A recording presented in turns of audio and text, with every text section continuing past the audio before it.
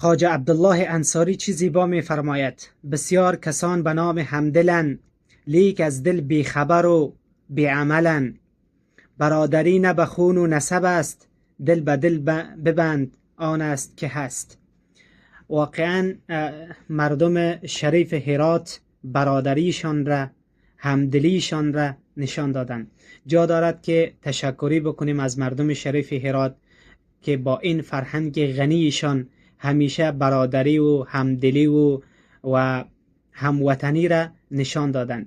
این یک پیامی است برای کل جهانیان، بالخصوص برای مردم ایران که فرهنگ را، برادری را، همدلی را و همزبانی را از مردم هرات یاد بگیرند.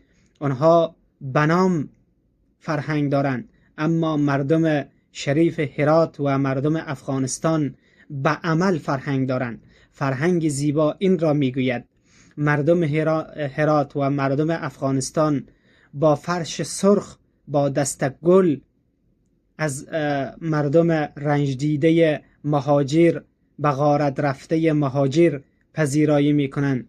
اما متاسفانه مردم ایران با گرفتن مالشان، با گرفتن جانشان، با آلوده کردن به خون پذیرایی کردن و فرهنگشان را به نمایش گذاشتن.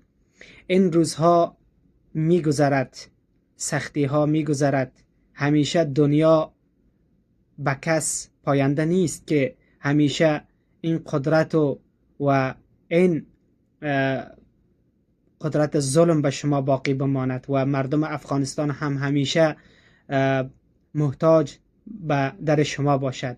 این دنیا تغییر می کند و دنیا هم به حالت خودش نمی ماند.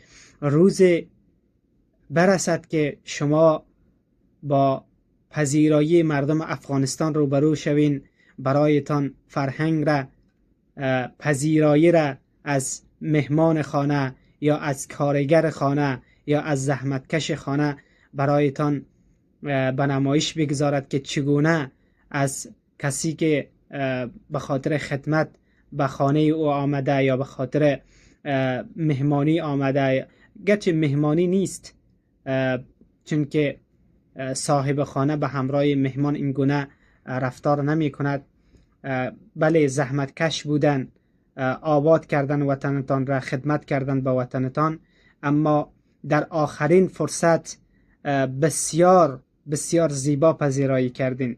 هیچ در دنیا سراغی نداریم کشوری را که بجز شما و بجز پاکستان این گونه از مردم مظلوم و بیچاره و کارگر پذیرایی خوبی کرده باشند.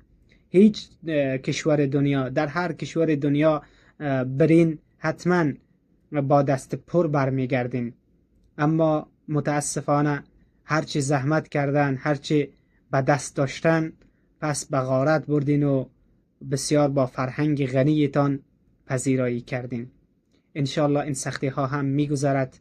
باز هم تشکر ویژه‌ای داریم از مردم شریف هرات. خداوند همیشه مردم هرات را سربلند و سرفراز داشته باشه که همیشه با سختی ها در کنار برادرانشان بودند. السلام علیکم و رحمت الله و برکاته.